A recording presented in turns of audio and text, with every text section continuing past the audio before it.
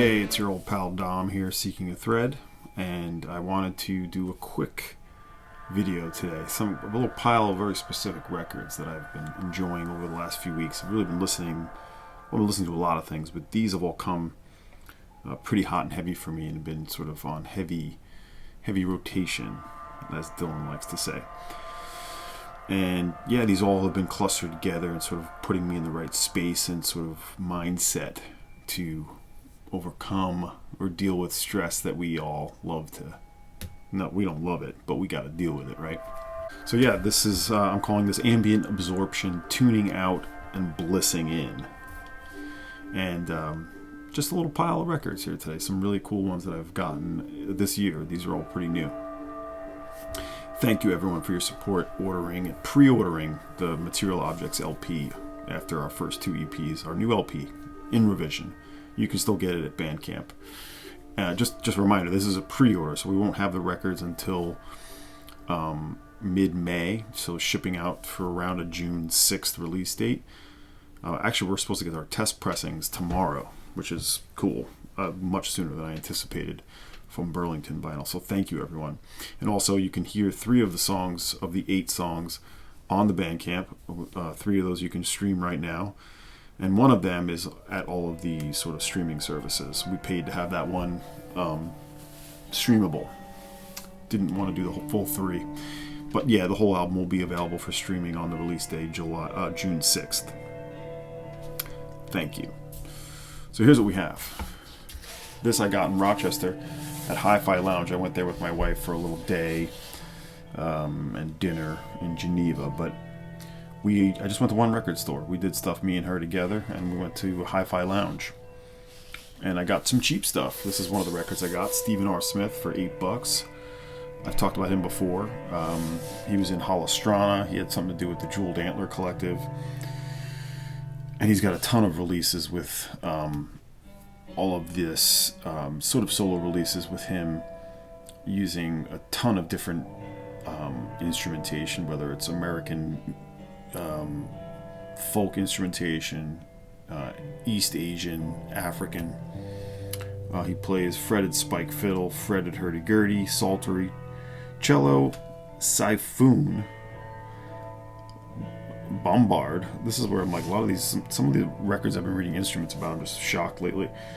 Ney, the bouzouki, glockenspiel, organ, hand drum, cymbal, shaker, Noah bells, tambourine, the Kassan, melodica, electric guitar, mandolute, and tapes. This is recorded live to stereo 2-track, 2005 on the Important label. Great deal for $8. I'll buy this guy's records any day. This is numbered and signed with like a pasted on photograph. This is awesome. It's called the Anchorite, Stephen R. Smith.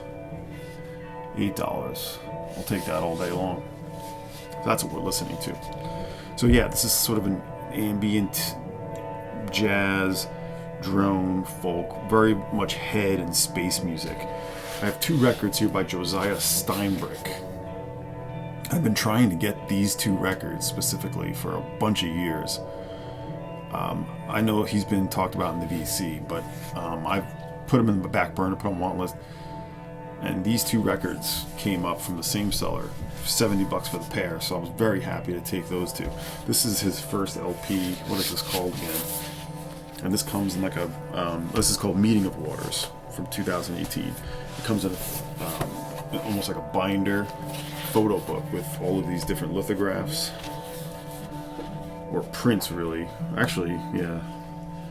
It's different prints, and then there is a lithograph in the back that is numbered and signed by the artist, not the musician Josiah Steinbrick, but the artist. And this record is great. It's sort of jazz, and he's got a jazz background, I think, but he's really trying to do sort of instrumental, sort of a little bit kazmishi, a little bit ambient, a little minimal. But here he is. This is beautiful. Sometimes it's got more play. It's a little bit like a Steve Reich at times. It does remind me of drumming a bit.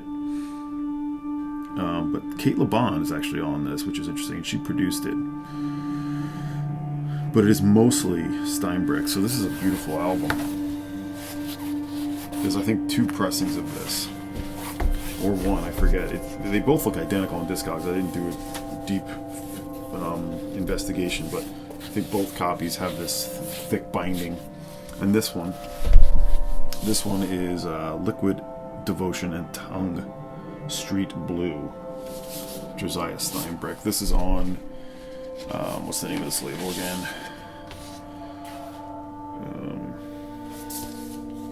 Right, Hands in the Dark. This one's a little more sort of cosmic and spacious, maybe a little less experimental, but equally beautiful. He's an LA-based composer. He's worked with like Sam Gendel, those two, Sam Wilkes and Sam Gendel. Very prolific in that sort of ambient jazz LA scene. So this guy's, I haven't listened to his more recent records. These are the 2 I really wanted to get, and it's so cool that I was able to get them at the same seller. Really good head music, just take you away from all the stuff. Josiah Steinbrick. Check those out. They're not in print, obviously. You have to get those used. What do I have here? Let's do another new one, and then I'll get to the older records that I have here. This is a repress of an artist I have. I think I showed his other record on the stream, but I'm just getting into this guy. I'm a little late to the game, but I'm really enjoying it. Now I screwed up this Obi strip, this handmade Obi strip, but it's the Zither Suite by the Organic Pulse Ensemble. This is the Swedish musician Gustav Hornil, and this is the second pressing. This is an expensive original, but it's originally from, what, 2023, I think? And this is amazing. It's amazing, number one, that this guy records everything. He overdubs everything. You name it. Reeds, horns, bass, guitar. He plays everything.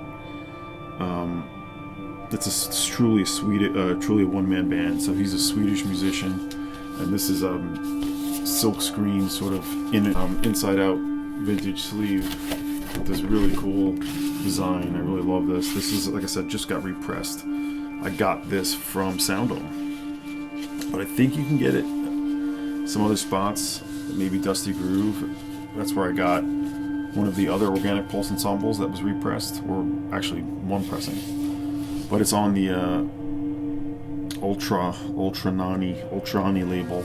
Felipe of Jazz Bums was really championing this. And I think I knew of the name, but didn't really know. Once when Felipe was talking about it, I looked into it and I was like, yeah, this music's amazing. I actually ripped this by accident, pulling the record out. Oh well. Beautiful. If you like cosmic and spiritual jazz, this is what the name of the game is here. You'll be happy. So there's like 4 records by this guy. Organic Pulse Ensemble, Gustav Hornage. And look for him. He's repressing them, so I would look for him and get them if you can. And then some older records. I finally got this back in the collection. It sold my reissue. This is one I definitely earmarked to get. As you know, I've been doing this. The double LP original, Osmose by Ariel Kalma. The reissue didn't include the Richard Tinti side, which is interesting, but it's really just rainforest music, or rainforest sort of field recordings. But Osmose, the Ariel Kalma piece, is just beautiful, like, minimalism with a lot of sax. You know, Ariel Kalma is a saxophonist and a synthesist born in France, born in Paris. And this is one of his earliest records, not technically his first. The Hand one is maybe the first, and I have the Interfrequence library record. But this is, what is it, 78, 79? It's on the Société Française de Production Phonographique. Yeah, Société Française de Production Phonographique. Yeah, the year's not popping out. It's the late 70s. So like I said, it's a double album. Osmose is the Ariel Kalma piece. Well, I guess it's... the whole thing is called Osmose, but Kalma does the one record that's really the catch here is this incredible ambient music. And Richard Tinti does the field recordings, rainforest field recordings, essentially. Double LP. Like I said, the reissue didn't include the Richard Tinti, or Richard Tinti, I guess, but worth going after for that. But really, the big catch, like I said, is Osmose. I think Black Sweat is the one that did the reissue. Gatefold album. I've been listening to this a bunch. I'm a huge fan of the Osmose. I've loved it since I found out about it, which was when the reissue came out. So really great to add the original. Larkin, Moments Empowered. I got this on eBay auction. And the Wind Song label. This is a American New Age artist whose mostly of his records are pretty cheap, not desired, but this one has gone up in demand a little bit. It's from 1984. This is another minimal ambient piece of music with light jazz sort of appeal. I know this was a stunty one too. Perhaps Alex, Chris Cole, you guys are on this one. My usual co-conspirators, influencers, pretty lovely. It was nice to get this here via eBay. And Larkin, I haven't really listened to his other music at all. This is the one I sort of been focusing on. And yeah, it features a wide array of, I love these solo albums with musicians learning instruments and overdubbing everything. Silver and bamboo flute, penny whistle, santur, Chinese singing bell, wind chimes, surge synthesizer, the Willits bird chorus. So that's what we get here from Larkin. Moments Empowered. So nice one. And the last one is the one I highlighted on one of my streams. The first time vinyl of Sabiya by Klaus Wiese. This is the lenticular that comes on the cover. Just maybe some of the most gorgeous minimalism and ambient sound done by this German composer. Of course, he worked with Popol Vuh, and this is from 1982, originally on the cassette,